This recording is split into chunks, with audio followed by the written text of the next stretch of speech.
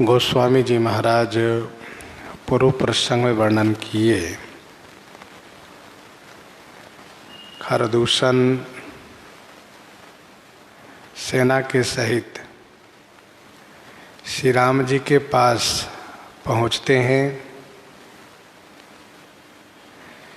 श्री राम जी को देखने के बाद श्री राम जी के सौंदर्य रूपी सागर में डूब जाते हैं। मंत्री को बुला करके यह कहने लगते हैं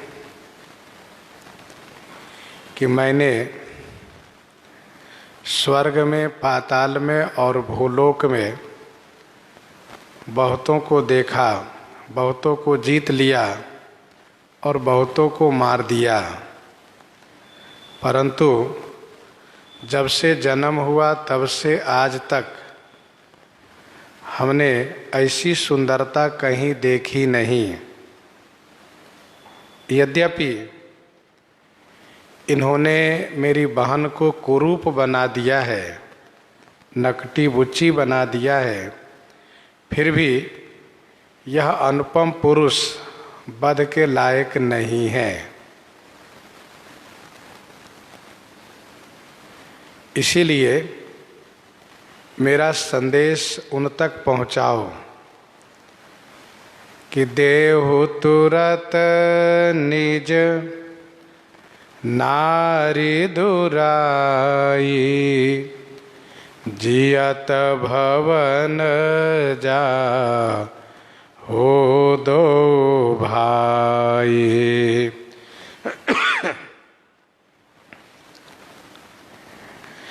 निज दुराई हुई नारी को हमें दे दो और जियत दो भाई भवन जाहू, जीते जी दोनों भाई भवन को चले जाएं।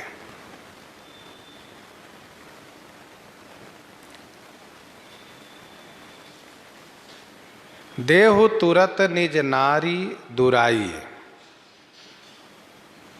हमारे डर से जो इन्होंने अपनी नारी को छुपा दिया है, उस नारी को हमें दे दें।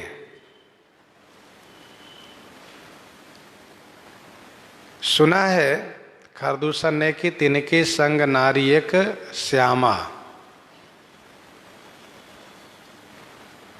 रूप राशि विधि नारी संवारी, विधि शतकोटि तासु बलिहारी। रति शतकोटि तासु बलिहारी।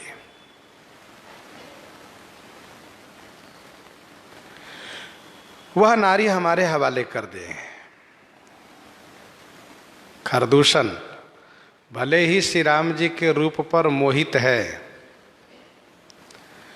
भले ही इसने मारने का विचार छोड़ दिया है, फिर भी यह है तो असुर। असुरों का यह पहचान है कि वह अपनी नीचता को परित्याग नहीं कर सकता। इसने ऐसा विचार किया कि मेरी बहन को कुरूप बनाया है, इसके दंड स्वरूप तो इनका वध होना चाहिए, फिर भी हम इनको वध नहीं करेंगे क्योंकि ये अनुपम पुरुष हैं। और गीता जी में भगवान ने कहा है 10वें अध्याय के 41वां श्लोक में कि जहाँ भी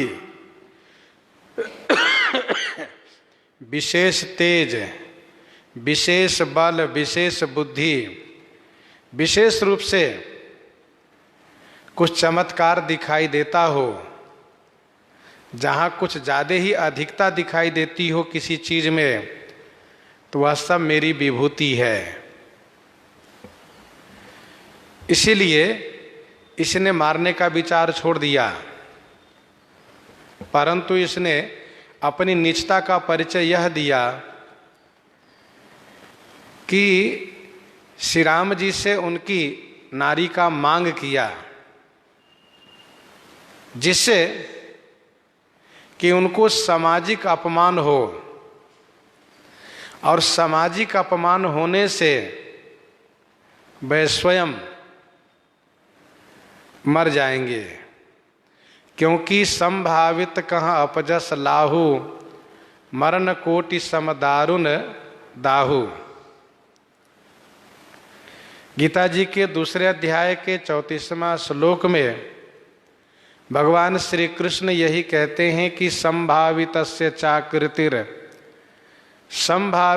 चाकृतिर मरणादति रिच्यते। तो स्वयं न मार करके उनको मर जाने का उपाय इनको इस प्रकार से सूझा। इसलिए इसने कहा कि देहु तुरत निज नारी दुराई, जियत भवन जाहू दो भाई। अपना प्राण बचा लो, अपनी नारी को हमें दे दो, हमारी बहन को जो नकटी बुच्ची किया है उसके बदले में तुम अपनी नारी दे दो। इस प्रकार से इसने मांग किया है। खरदूषण ने कहा, मोर कहा तुम ताहि सुनावहु, तासु बचन सुनी आतुर आवहु। मोर कहा तुम ताहि सुनावहु, मोर कहा तुम ताहि सुनावहु, तासु बचन सुनी आतुर आवहु। मेरा कहा हुआ तुम उनको सुनाओ। और वे क्या कहते हैं, उनका वचन सुन करके तुम शीघ्रता से मेरे पास आकर के सुनाओ। मोर कहा तुम ताहि सुनावहु, जैसा मैंने कहा है वैसा जाकर के तुम उन्हें सुना दो। और जैसा वे प्रति उत्तर देते हैं वह आकर के तुरंत हमें बताओ। गोस्वामी जी कहते हैं इन्होंने शीघ्रता की। दूतन कहा राम सन जाई, सुनत राम बोले मुस्काई। दूतन कहा राम सन जाई। दूतों ने जाकर के श्री राम जी से कहा। श्री राम जी सुनते ही मुस्कुरा के बोल पड़े, क्योंकि श्री राम जी में उत्साह भरा हुआ है इन सभी से युद्ध करने के लिए। दूतन ने कहा राम सन जाई, सुनत राम बोले मुस्काई। प्रश्न ये उठता है कि खरदूषण ने तो मंत्री से कहा था, फिर यहाँ पर दूतों को जाकर के कहना क्यों कहा जा रहा है? तो इसका समाधान यह है कि खर ने दूतों से कहा, दूतों ने मंत्रियों को भेजा यह कह करके, जैसा खर ने कहा था वैसा ही कह करके मंत्री ने दूतों को भेजा। अथवा कई मंत्री एक साथ गए हैं श्री राम जी के पास, जब दौत्य का कर्म किए, दूत वाला काम किए, इसलिए इनको दूत कहा गया। तो कई मंत्री हैं जो एक साथ गए हैं, इसलिए दूतन शब्द से इनको संबोधित किया गया, क्योंकि दूत वाला काम करने जा रहे हैं। इसीलिए श्री राम जी सुनते ही मुस्कुरा करके बोले। श्री राम जी को हंसी आ गई कि देखो इसकी नीचता। अपने प्राण के लाले पड़े हैं। इन लोगों को स्वयं को डर लग रहा है और फिर ये बड़ी चतुराई कर रहे हैं, होशियारी कर रहे हैं कि आप दोनों भाई चले जाओ और अपनी नारी को हमारे हवाले कर दो। लोक में भी कोई सामान्य से सामान्य व्यक्ति इस प्रकार की परिस्थिति में अपनी नारी को नहीं दे सकता। भले ही मर मिट जाएगा लेकिन अपनी नारी को नहीं दे सकता।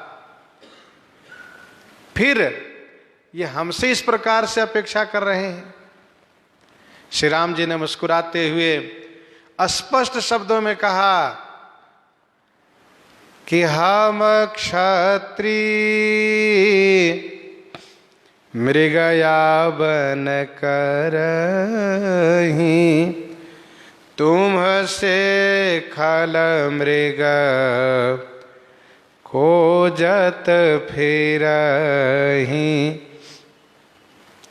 हम क्षत्रिय मृगया बन करहीं, तुमसे खल मृग खोजत फिरहीं। हम क्षत्रिय हैं, वन में मृगया करने के लिए आए हैं। मृगया माने शिकार। और तुम जैसे खल मृग, तुम जैसे खल माने दुष्ट मृगों को खोजते फिरते हैं। हम क्षत्रिय हैं। क्षत्रिय वन में शिकार के लिए आते हैं। बंधु सखा संग ले ही बोलाई, वन मृगया नित खेल ही जाई। हम शिकार में आए हैं और हम और पशुओं को नहीं मारते हैं। तो तुम जैसे दुष्ट पशुओं को मारते हैं। तुम लोग पशु के समान हो और दुष्ट हो, दूसरों को दुख दिया करते हो, दूसरों को मारते रहते हो। इसलिए हम तो तुम जैसे दुष्ट पशुओं को ढूंढा करते हैं। मृग माने पशु, हिरन, तो हम ढूंढा करते हैं और तुम अचानक सब आ गए हो। तो अब क्या हम तुमको यूं ही जाने देंगे? नहीं।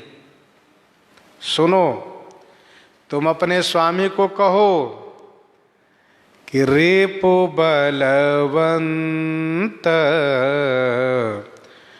देखे नहीं डरहीं, एक बार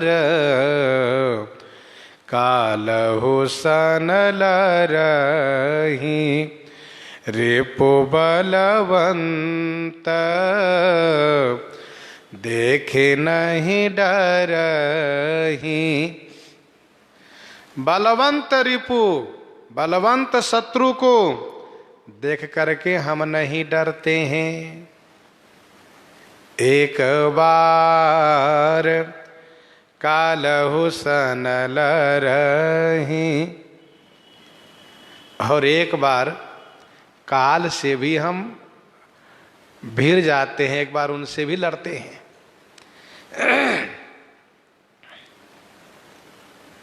श्री राम जी ने यह नहीं कहा कि काल को भी हम मार देते हैं,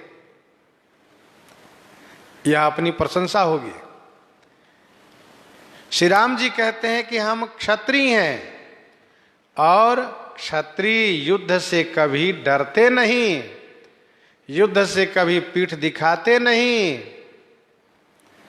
शत्रु चाहे जितना सबल हो, यदि सामने आ जाए तो हम क्षत्रिय उससे देख करके घबराते नहीं, कभी नहीं डरते। और जो शत्रु को देख करके डर जाता हो, युद्ध से घबरा जाता हो, वह तो क्षत्रिय के नाम पर कलंक है। क्षत्रिय तनुधरि समर सकाना, कुल कलंक ते ही पावर आना।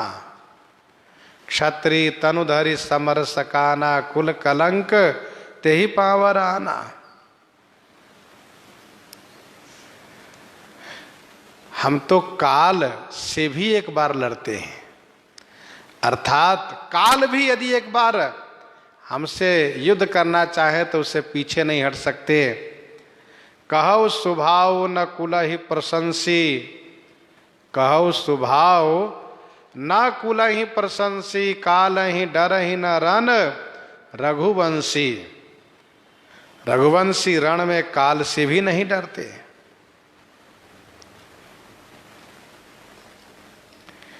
यद्यपि मनुज धनुज कुल घालक, मुनि पालक खल सालक बालक।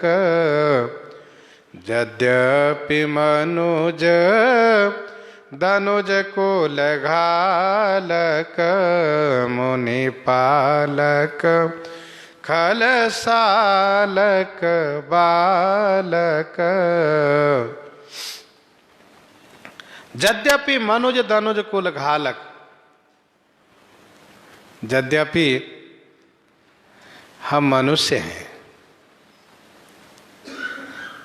फिर भी धनुज कुल घालक, दानव कुल के दैत्य कुल के घालक माने नाशक हैं, नाश करने वाले हैं। मुनि कुल के पालक हैं, मुनियों के रक्षक हैं। और खल सालक बालक, खलों को दुष्टों को सालक माने पीड़ित करने वाले हम बालक हैं।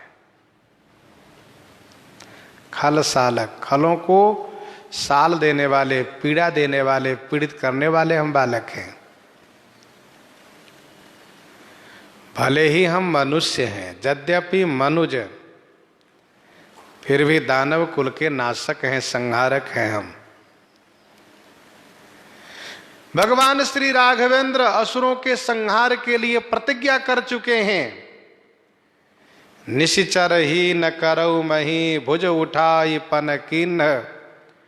निशिचर ही न करऊ मही, भुज उठाई पन किन्ह। ऐसी प्रतिज्ञा है श्री राम जी की।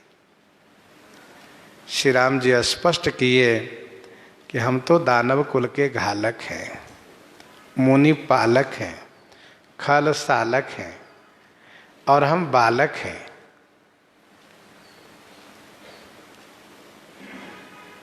गीता जी के 4 अध्याय के 8वां श्लोक पढ़िए। परित्राणाय साधूनाम विनाशाय च दुष्कृताम धर्म संस्थापनार्थाय संभवामि युगे युगे।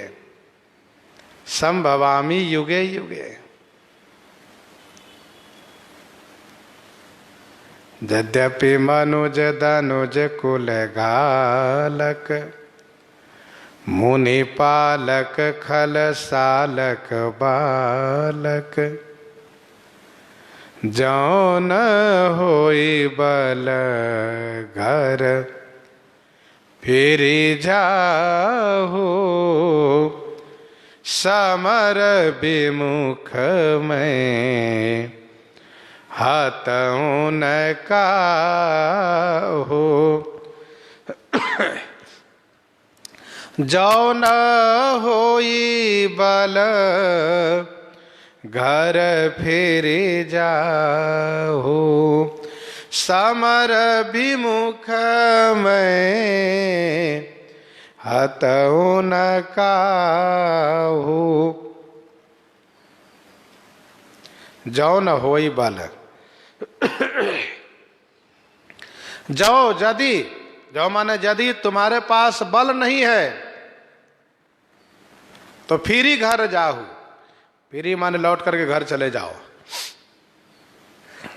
तुम्हारे स्वामी के पास बल नहीं है तो कह दो कि लौट कर घर चले जाएं। समर से विमुख होने पर, अर्थात समर में पीठ दिखाने पर, समर से भागने पर हम उसे कभी नहीं मारते। समर विमुख मैं हतऊं न काहू। खरदूषण ने यह संदेश कहलवाया था कि जियत भवन जाहू दो भाई। श्री राम जी संदेश कहलवा रहे हैं कि जाओ न होई बल घर फिर जाहूं। यदि तुम्हारे पास बल नहीं है तो लौटकर घर चले जाओ। समर से विमुख होने वाले को हम कभी नहीं मारते। श्रीमद् भागवत जी में यह स्पष्ट वर्णन है कि जो धर्मात्मा लोग होते हैं वे ऐसे लोगों को नहीं मारते हैं। जो धर्मज्ञ होते हैं वे कैसे लोगों को, तो जैसे कि मत्तम परमत्तमुन्मत्तम सुप्तम बालम स्त्रियम जडम प्रपन्नम भीरथम भीतम न रिपुहंति धर्मवित। जो मतवाला है, जो उन्मत्त है, जो सोया हुआ है, जो बालक है, जो स्त्री है, जो जड़ है, जो प्रपन्न है अर्थात शरण में है, जो रथहीन है, जो डरा हुआ है, ऐसे शत्रु को धर्मज्ञ पुरुष, धर्मज्ञ वीर नहीं मारते, नहीं प्रहार करते। श्री राम जी ने कहा कि तुम भाग जाओ, तुमको हम नहीं मारेंगे। लेकिन रन चढ़ी करिए कपट चतुराई। रन चढ़ी करिए कपट चतुराई। रिपु पर कृपा परम कदराई। रन चढ़ी करिए कपट चतुराई।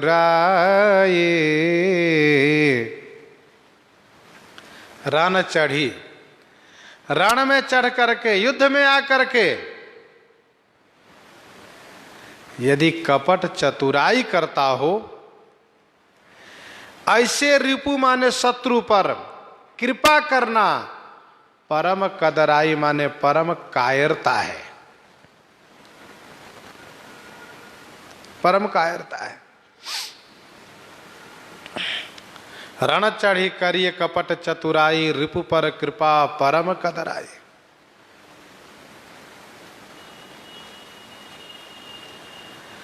रण में आकर के कपट चतुराई करता हो, जिसे स्वयं मृत्यु से भय लगता हो, जो स्वयं मरने से डरता हो, जिसको युद्ध करने का साहस न पड़ रहा हो, और वह यह कह करके कि तुम चले जाओ, तुमसे युद्ध नहीं करना चाहता हूं, तुम पर दया कर रहा हूं, ऐसा कपट, ऐसी चतुराई करने वाले शत्रु पर कृपा करना परम कायरता है।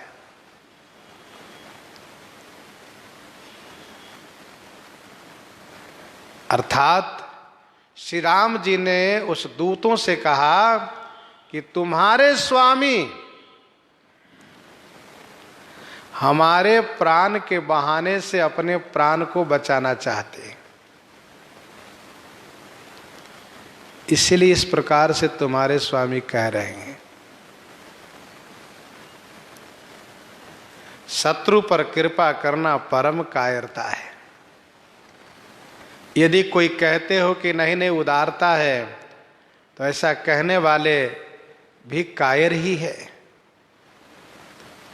शत्रु पर कृपा नहीं करनी चाहिए। राजनीति में यह कहा जाता है, रिपुरिन रंचन राखिए काऊ।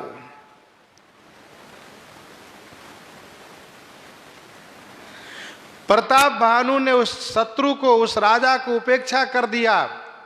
सोचा वह क्या कर सकता है अकेला, लेकिन समय पा करके उसने ही, जो समर सेन तज गयऊ पर आई, इतना भारी पड़ा कि प्रताप भानु को मिटा दिया। इतिहास साक्षी है। पृथ्वीराज ने कृपा की, इसीलिए वे भी मारे गए। तो कहने का भाव यह है कि शत्रु पर कृपा नहीं करनी चाहिए। जब वो शत्रु है तो फिर उसे युद्ध करके उसे समाप्त करना चाहिए।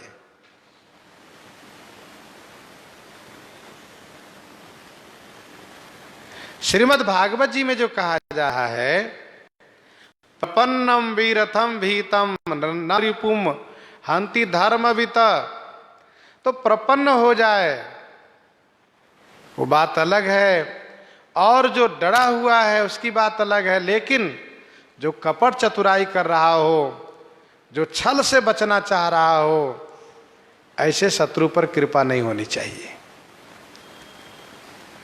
दूतन जाए तुरत सब कहे ओ, सुनि खर दूषण उर अति दहे ओ।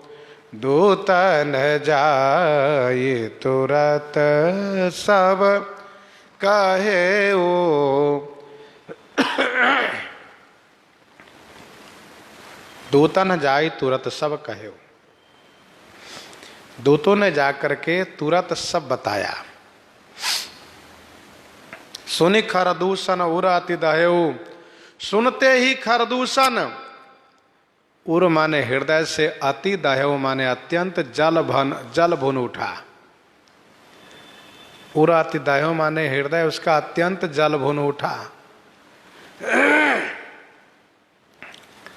दूतन जाई तुरत सब कहे। दूतों ने जाकर के तुरंत सब बता दिया। महाराज ऐसे मानने वाले नहीं हैं।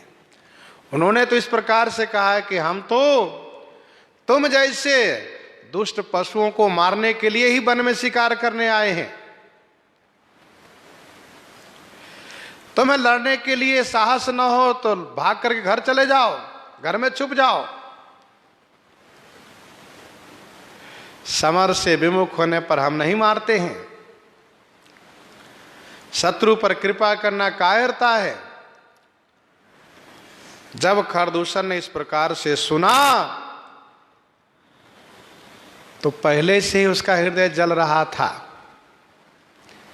जब से उसने सूर्पनखा को नकटी बुच्ची रूप में देखा है, तब से वह बहुत रोष में है। लेकिन अब श्री राम जी का प्रति उत्तर सुन करके और अधिक जल भन उठा। खरदूषण के कथनानुसार दूतों ने तुरंत आकर के कहा है, तासु वचन सुनिया तु रावहु, इसलिए वे शीघ्रता से जाकर के सुना दिए। और दहे ओ कहे ओ कि धरहु धाये, बिकट भट रजनी चरा, बिकट भट रजनी चरा, सर चाप तोमर सत्य शूल, कृपान परिघ परशुधरा। उर दहेउ की कहेउ, धरहु, बिकट भट रजनी चरा धाये।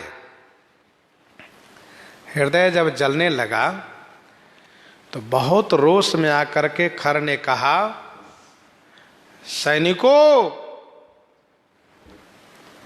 पकड़ लो।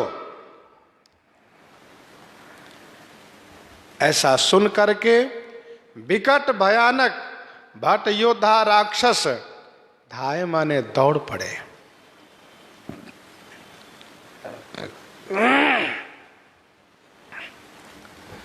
हृदय कहे कि धरहु धाये बिकट भट रजनी चरा।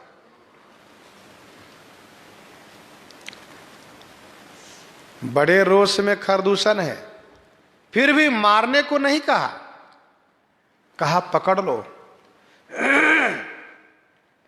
अर्थात ऐसा विमोहित है कि अभी भी मारने को नहीं कहा, इतना ही आदेश किया कि उसे पकड़ लो। लेकिन बहुत हल्के करके खरदूषण समझ रहा है, इसीलिए अपने सैनिकों से कहा कि उसे पकड़ लो। ये योद्धा लोग विकट है, राक्षस हैं, दौड़े हैं, हाथ में क्या लिए हैं? कहा सर चाप।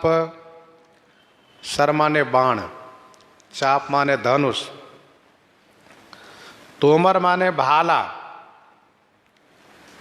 कहीं कहीं इसको बर्छा भी कहते हैं तोमर शब्द के अर्थ में। लेकिन बांस जो मजबूत बांस होता है, गठीला कठीला जो बांस होता है लाठी के जैसा, उस बांस की प्रजाति ही अलग होती है। उसी बांस के एक छोर पर एक तरफ लोहे का सरपीला यानी सांप के मुख जैसा फाल पहनाया जाता है, उसी को तोमर कहते हैं, उसी को भाला कहते हैं। तोमर माने भाला। शक्ति उसे कहते हैं जिसको फेंक करके चलाया जाता है। बरछी आकार के शक्ति होती है।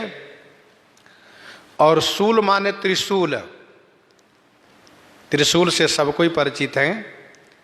भगवान शिव के हाथ में जो त्रिशूल है वह त्रिशूल। कृपान तलवार जैसा ही होता है, लेकिन तलवार और कृपान में अंतर हुआ करता है। कृपान बड़ी सावधानी से चलाना होता है क्योंकि उसमें द्विधारा होता है। उसमें विशेषता यह है कि दोनों तरफ से उससे वार किया जाता है और संभाल करके उसे चलाना पड़ता है, नहीं तो चलाने वाले को ही नुकसान हो जाता है। परिघ का अर्थ है लाठी। परिघ माने लाठी। वैसे कुछ टीकाकारों ने गड़ासा कहा है, पर लाठी अर्थ विशेष उपयुक्त है। परशुधरा, परशु माने फरसा। फरसा से भी सब कोई परिचित है।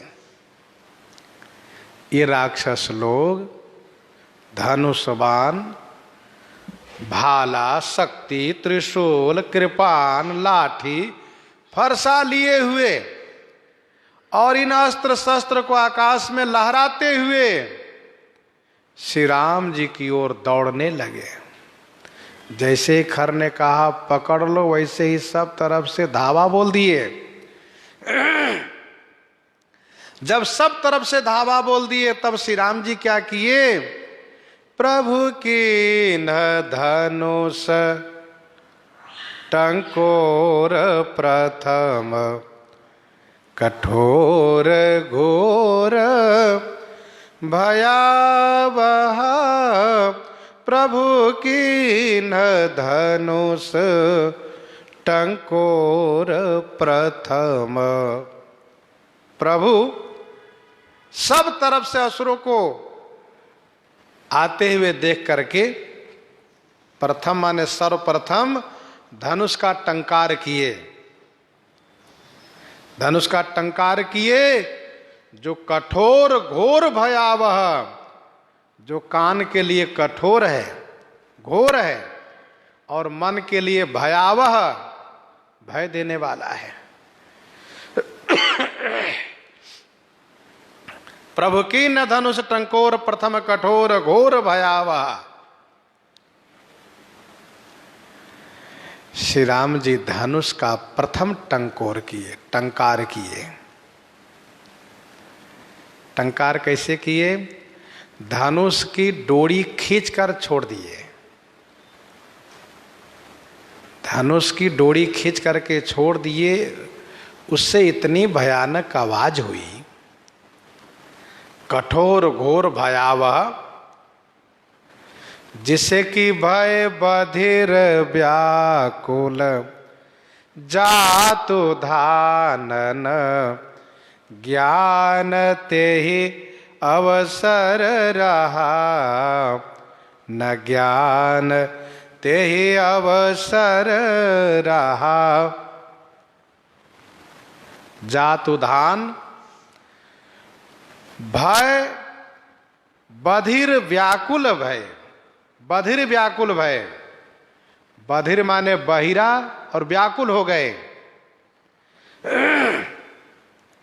जातुधान राक्षस लोग बधिर माने बहिरे हो गए और व्याकुल हो गए। ते ही अवसर ज्ञान न रहा, उस समय में उन सभी को ज्ञान ही नहीं रहा। वे सब अचेत हो गए।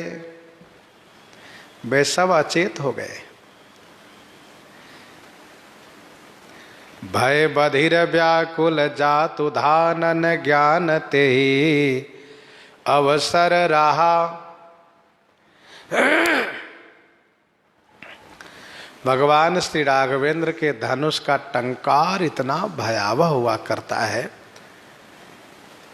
कि राक्षस लोग बहिरे हो जाते हैं। प्रथम की न प्रभु धनुष टंकोरा, रिपुदल बधिर भयो सुनी सोरा। लंका कांड में कुंभकर्ण के सामने श्री राम जी जब पहुंचते हैं तो प्रथम की न प्रभु धनुष टंकोरा, रिपुदल बधिर भयो सुनि सोरा।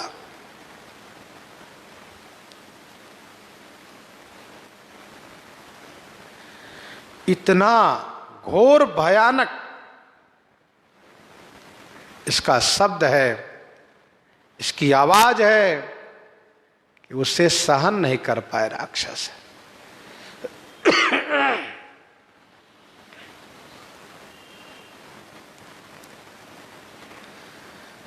सुर असुर मुनिकर कान दीन है, सकल विकल विचार रही, कोदंड खंड्यो राम तुलसी, जयति वचन उच्चार रही।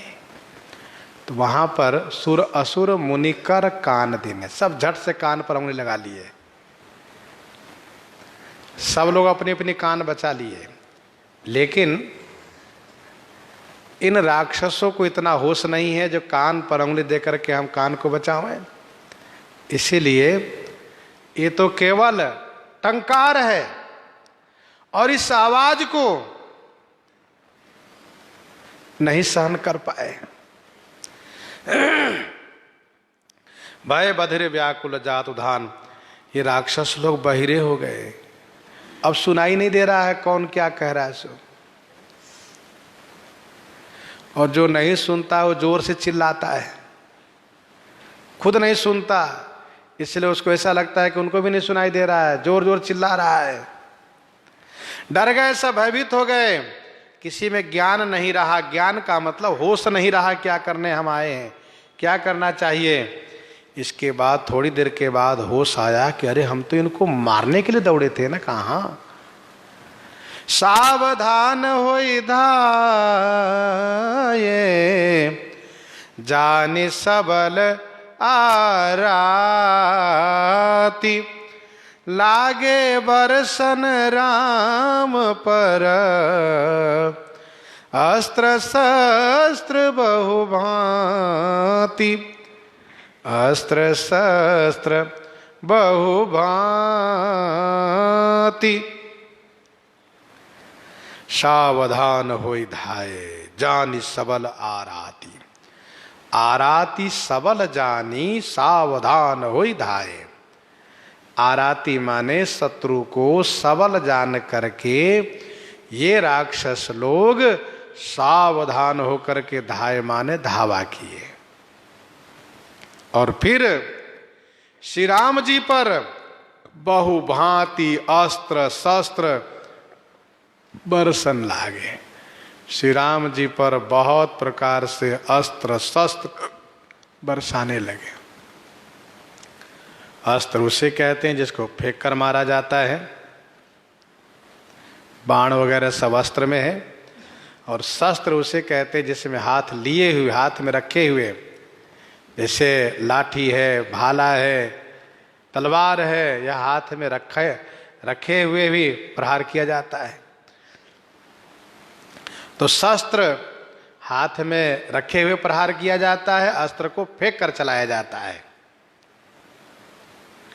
शस्त्र को कभी फेंकना नहीं चाहिए, नहीं तो हाथ खाली हो जाता है, फिर क्या करोगे। इसलिए शस्त्र से वार किया जाता है, लेकिन अपना हाथ खाली नहीं किया जाता है। श्री राम जी पर सब तरफ से बहुत प्रकार से अस्त्र शस्त्र को बरसाने लगे।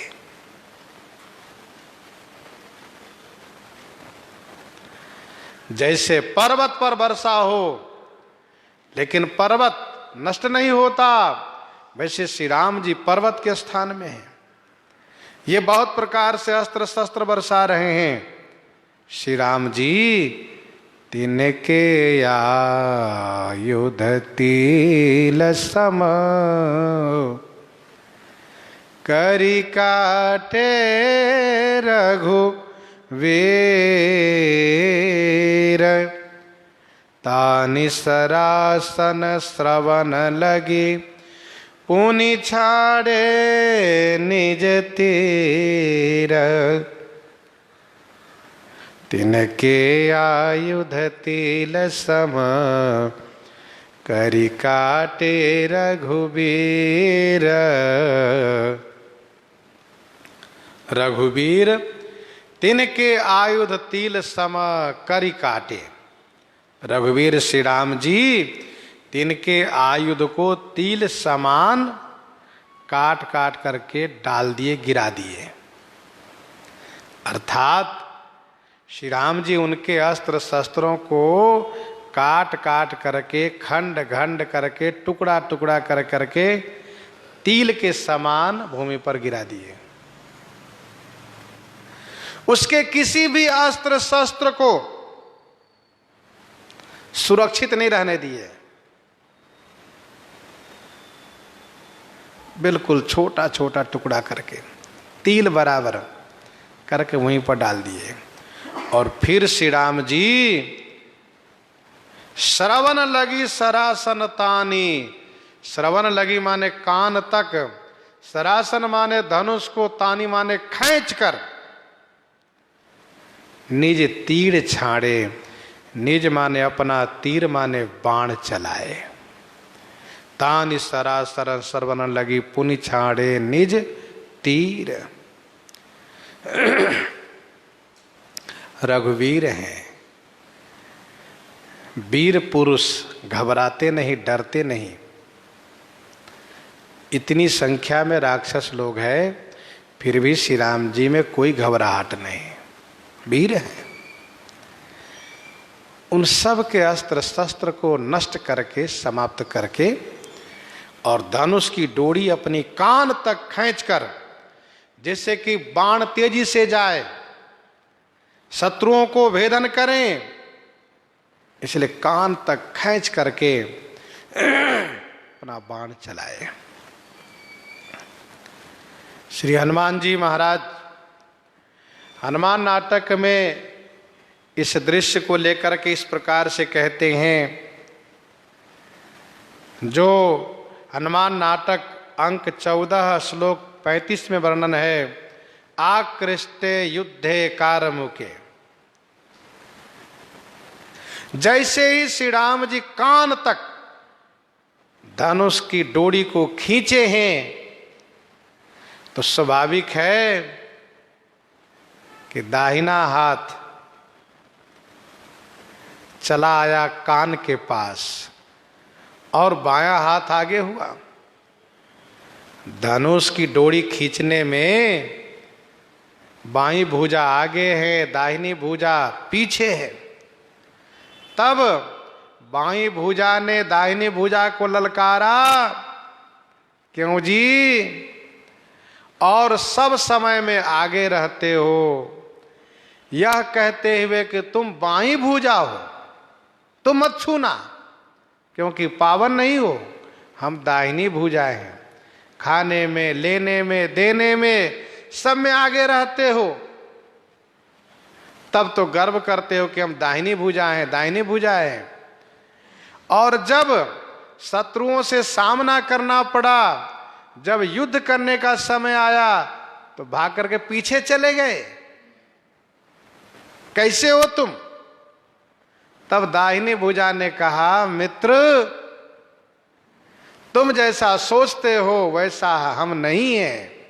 फिर कहा, देखो बड़ी संख्या में राक्षसी सेना है और ये बड़े जोर जोर से चिल्ला रहे हैं, शोरगुल मचाए हुए हैं।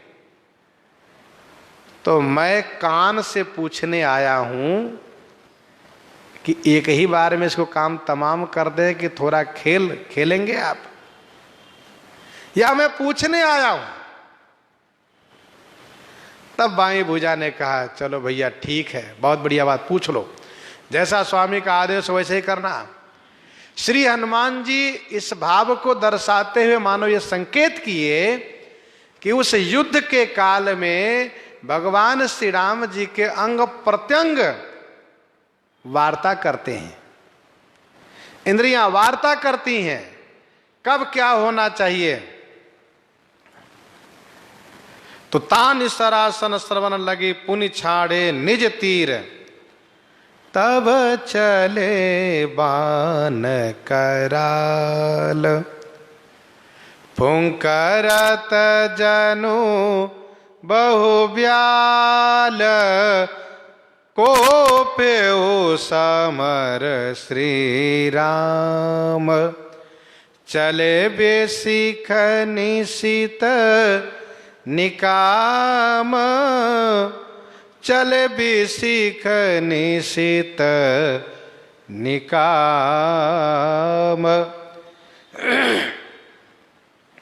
तब चले बाण कराल, तब कराल बाण चले। कराल माने भयानक बाण चलने लगे हैं। ये बाण कैसे चल रहे हैं? मानसकार कहते हैं कि फुंकरत जनु बहु ब्याल, जनु बहु ब्याल फुंकरत चलत, मानो बहुत से सर्प फुंकार करते हुए, फू फू करते हुए चल रहे हैं। जब ये सर्प रोष में हो और बैल जब रोष में हो तो आप इनके सांसों की आवाज सुनना। ये सांस ऐसे छोड़ते इसमें आवाज होती है और बड़ा भय लगता है। बैल और सर्प दोनों जब रोष में हो, फिर जब अपनी ये नासिका से सांस छोड़ते ऐसे कि भय लगता है। फुंकरत जनु बहु ब्याल, कहने का भाव यह है कि श्री राम जी का बाण सर्प है, सर्प के समान जहरीला है, सर्प के समान बहुत तीक्ष्ण है। और जैसे सर्प के जिह्वा लपलपाता है वैसे बाण का अगला मुंह चमचमा रहा है, मानो सर्प का जीव लपलपा रहा हो और ये चला जा रहा है। राम बाण अहिगन सरिसा निकर निशाचर भेक, राम बाण अहिगन सरिसा निकर निशाचर भेक। ये राक्षस लोग मेढक के समान हैं, श्री राम जी के बाण सर्प के समान हैं, जैसे जाएंगे वैसे सबको पकड़ लेंगे।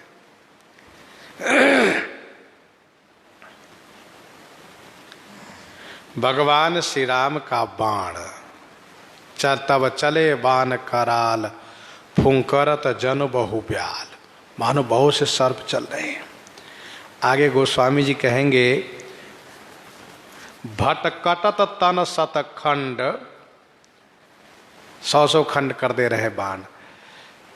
तो एक ही बाण फिर बहुत सर्प के रूप कैसे धारण कर लिए?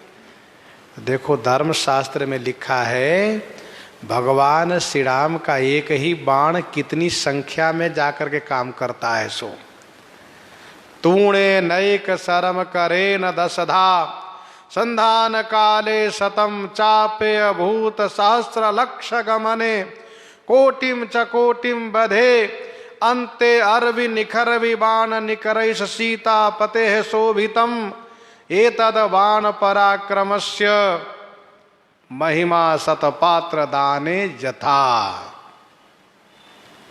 जिस प्रकार से शतपात्र में दिया हुआ दान अनंत गुना पुण्य हो करके दाता को प्राप्त होता है, वैसे ही श्री राम जी का बाण तूणे नैक तर्कस में एक है, करे न 10 धा, हाथ में लेते ही 10 हुआ।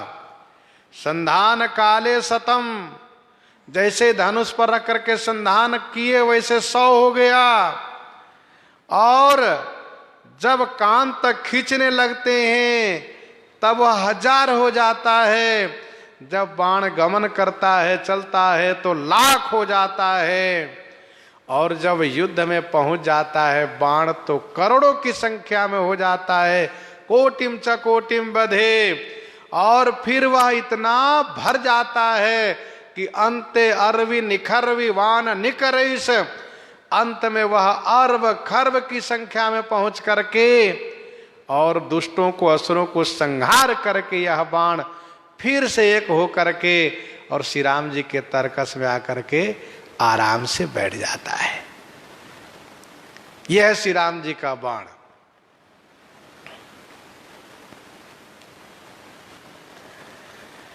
पहले लोग सोचते थे कि एक बाण कैसे इतने हो जाते हैं।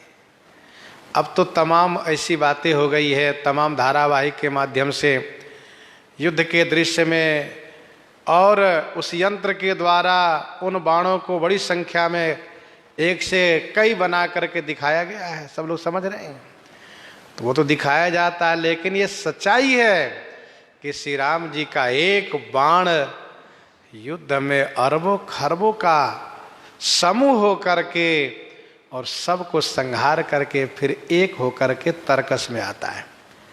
अच्छा, श्री राम जी के बाण की विशेषता है कि यह बाण वापस आता है।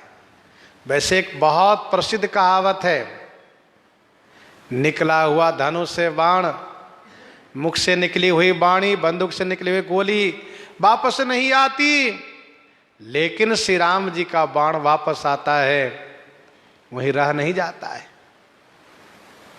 लंका कांड के प्रसंगों में सुनिएगा किस प्रकार से श्री राम जी का बाण रावण के उन अनंत सिर भुजा को लिए हुए आकाश में उड़ते हैं। जब रावण मर जाता है सबको छोड़ करके ये बाण फिर से एक होकर के तर्कस में आ जाते हैं। प्रवेश सब निसंगम हो जाई, देख सुवर्ण दुंदुभी बजाई। तब चले बाण कराल, फुंकरत जनु बहु ब्याल, कोपेउ समर श्री राम, चले विशिख निशित निकाम। श्री राम जी युद्ध में क्रोध कर गए। फिर क्या हुआ? कहते हैं निशित माने तीक्ष्ण, निकाम माने अत्यंत, अत्यंत तीक्ष्ण बाण चलने लगे।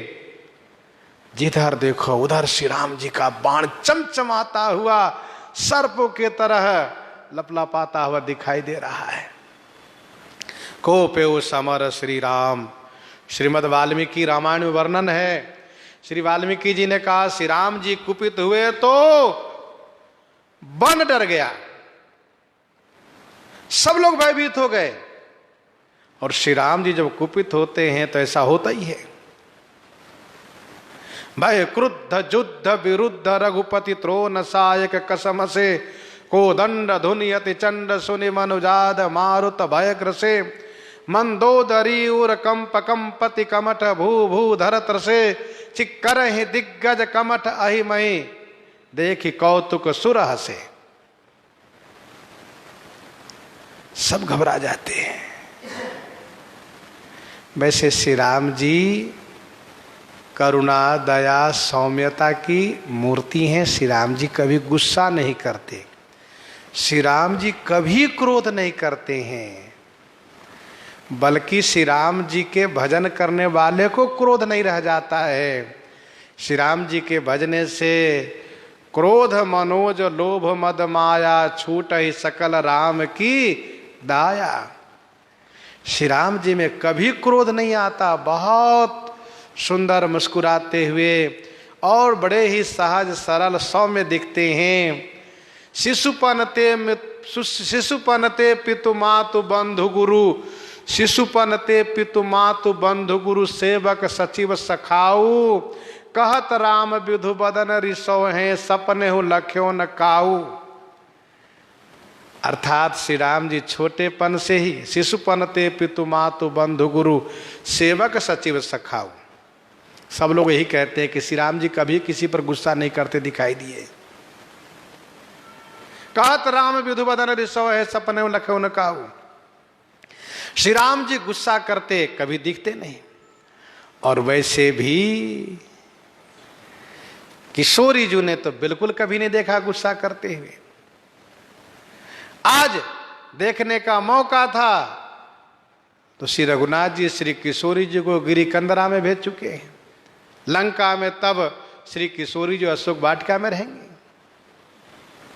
श्री राम जी युद्ध काल में गुस्सा करते हैं, क्रोध करते हैं, और क्रोध करना पड़ता है, क्योंकि बिना क्रोध किए असुरों को मारेंगे कैसे। वैसे भी तो मार सकते हैं, लेकिन वैसे नहीं, क्रोध करके मारते हैं। परंतु श्री राम जी के क्रोध में भी कृपा समाहित है। श्री राम जी का क्रोध यदि वास्तविक क्रोध होता तो इन असुरों को मार मार करके सबको नरक भेज देते। यमराज से कहते सबको उठा ले जाओ, लेकिन ऐसा न करके श्री राम जी सबको मार मार करके अपने धाम देते हैं।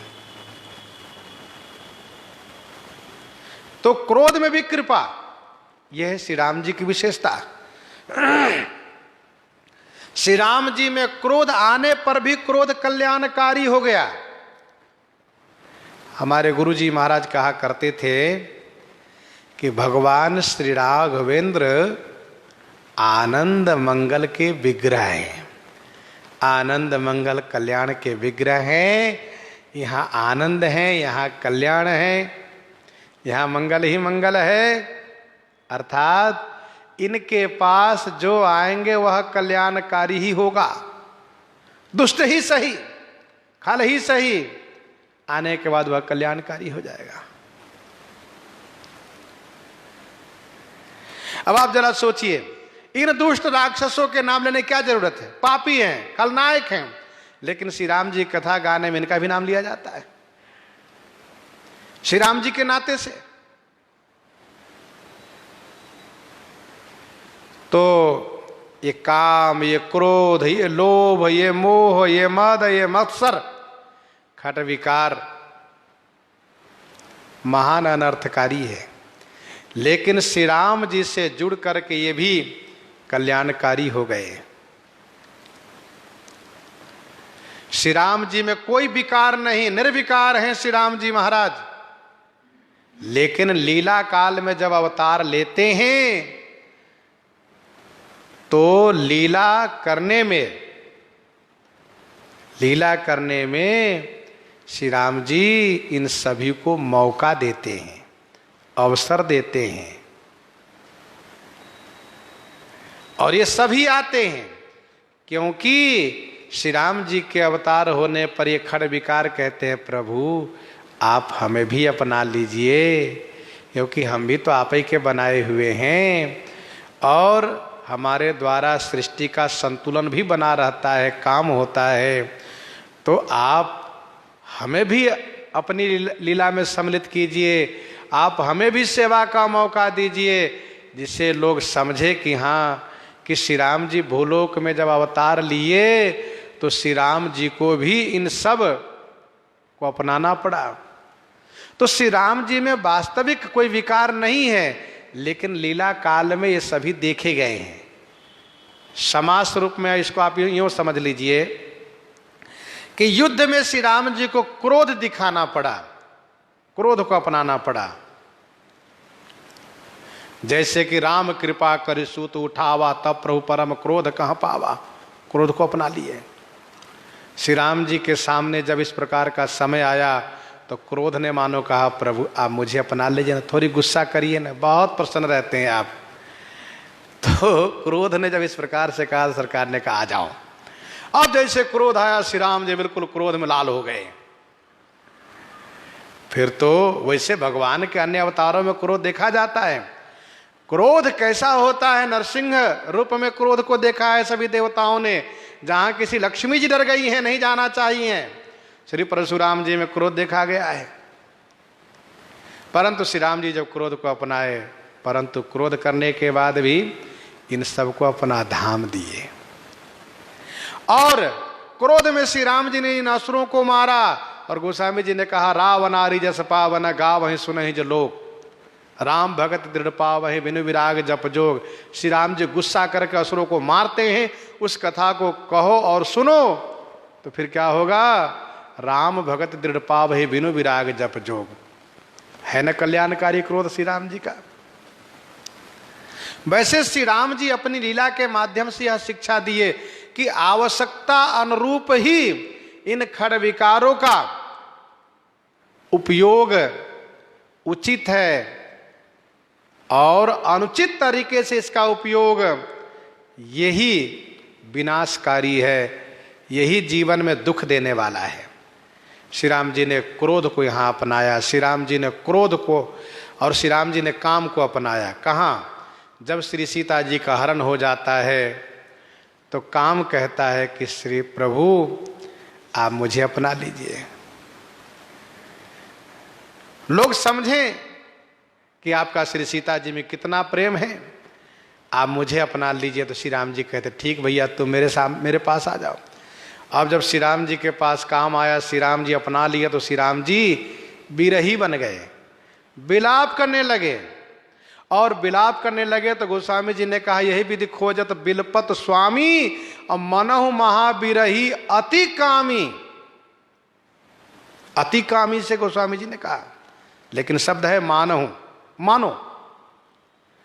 पर ध्यान रहे, कामी को केवल अपनी स्त्री दिखती और कुछ नहीं दिखता है। परंतु श्री राम जी जब गिद्धराज को देखते हैं तो श्री रघुनाथ जी श्री सीता जी को भूल जाते हैं, भूल जाते हैं। और इतना ही नहीं, गिद्धराज को सांत्वना देते हुए, उनको समझाते हुए, और फिर जब गिद्धराज शरीर छोड़ना चाहते हैं तो सरकार कहते हैं, सुनिए आप पिताजी से श्री सीताहरण की बात मत कीजिएगा। श्री राम जी को स्वर्ग में स्थित पिताजी दिखाई दे रहे हैं, अपना निज धाम दिखाई दे रहा है, और श्याम जी को श्री सीता जी नहीं दिख रही, लंका में है। ये वस्तुतः लीला है उनकी। और फिर इसके बाद श्री राम जी जटायु को गति देने के बाद आगे चलते हैं, शबरी जी को गति देने के बाद फिर आगे चलते, फिर बिरही प्रभु करत विषादा, फिर बिरही होकर के, दुखी होकर के विषाद प्रकट करने लगते हैं।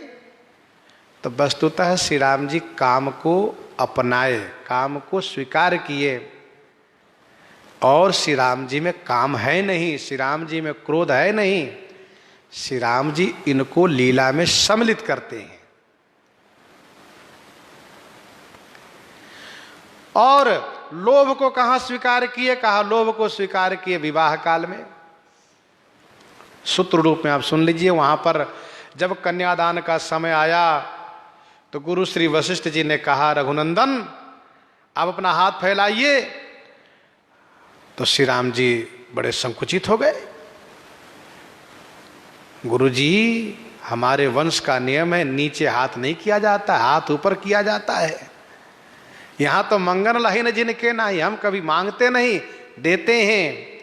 मांगने वाला काम नहीं करते, हम छीन भले लेते हैं बल पौरुष से, पर मांगते नहीं, हाथ नीचे करके नहीं लेते हैं। और इसीलिए रघु जी महाराज ने कुबेर से धन नहीं मांगा था, कुबेर को युद्ध करने के लिए चुनौती दिया था। गुरु जी ने कहा, रघुनंदन भले ही सब जगह आप उदार दानी बने रहिए, आपकी शोभा है, पर ये मिथिला जी हैं, और फिर आपका विवाह हो रहा है, यह आपका ससुराल है, यहाँ तो आपको याचक बनना पड़ेगा, आपको हाथ नीचे ही करना पड़ेगा, इसी में आपकी शोभा है। तो लोभ ने कहा, सरकार ये बढ़िया मौका है, मुझे अपना लीजिए ना, थोड़ा लोभ कर लीजिए। तो श्री राम जी लोभ को अपनाए और दुल्हा लोभी हो ही जाता है ससुराल में, चाहे कितने बड़े घर का क्यों ना हो। तो श्री राम जी लोभ को अपनाए, स्वीकार किए, उनकी शोभा हुई। और चाहे विवाह लीला हो, चाहे श्री सीता हरण की लीला जहां पर अति कामी दिखते हैं वह लीला हो, कथन श्रवण करने वाले को कल्याण ही कल्याण होता है। श्री राम जी मोह को अपनाए, कहां पर? रणभूमि में श्री लक्ष्मण जी मूर्छित हो गए तो श्री राम जी श्री लक्ष्मण जी के लिए प्रलाप करने लग गए, रोने लग गए लक्ष्मण जी के लिए। और उस समय जब श्री हनुमान जी ने कहा सरकार मुझे आप आज्ञा दीजिए तो मैं लक्ष्मण जी को जीवित करने के लिए पाताल से अमृत कुंड उठा लाऊंगा, स्वर्ग से अमृत ले आऊंगा, चंद्रमा के निचोड़ करके अमृत ले आऊंगा, सूर्य को ब्रह्मांड फोड़ करके बाहर कर दूंगा। लेकिन श्री राम जी कहते नहीं नहीं हनुमान जी सब कुछ नहीं करना है। क्यों? कहा कि जैसे जामवंत जी कह रहे वही करिए, आप सुखेन वैद्य को ले आइए। क्या मतलब है? मोह से ग्रस्त व्यक्ति, मोहित व्यक्ति अपने उस प्रिय को जीवित करने के लिए सभी हद तक गुजरने को तैयार हो जाता है, परंतु श्री राम जी श्री हनुमान जी को कुछ भी करने से मना कर दिए, क्योंकि उसी बहाने से कालनेमी को, मकरी को उद्धार कराना है, श्री अयोध्या जी से कुशल समाचार मंगाना है। तो इस प्रकार से श्री राम जी मोह लीला वहां किए हैं। आप कहेंगे मद की लीला कहाँ किए हैं? कहा मद को कहाँ स्वीकार किए? कहा श्री परशुराम जी से संवाद में मद को स्वीकार कर लिए। परशुराम जी बहुत गरज रहे थे, बहुत बोल रहे थे, तो मद ने कहा प्रभु मुझे मौका दीजिए ना, थोड़ा अपना लीजिए ना, फिर श्री परशुराम जी के बोलती बंद हो जाए। तब श्री राम जी मद को अपना ली और जैसे श्री राम जी ने कहा जो हम निद रहे विप्रवधि सत्य सुनहो भृगुनाथ तो वस को जग सुभट जही भय बस ना वही माथ। श्री राम जी मद को अपनाए। कौन सा मद? जातीय मद अपना लिए।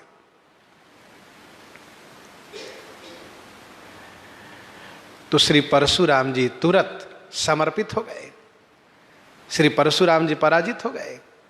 वहां पर मद की लीला है, मद को स्वीकार किए हैं। और मत्सर को भी श्री राम जी अपनी लीला में सम्मिलित किए हैं। कहां पर?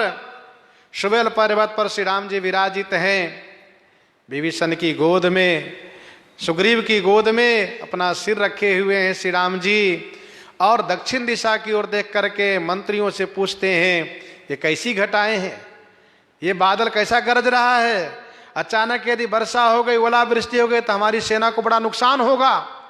विभीषण जी कहते सरकार आप सब जानते फिर भी पूछ रहे हैं। रावण के उस नृत्यशाला का विवरण श्री विभीषण जी देते हैं, जहां वह नृत्यशाला में नृत्य देख रहा है। श्री रघुनाथ जी तुरंत मत्सर को अपनाए। मत्सर ने कहा मुझे अपना लीजिए प्रभु।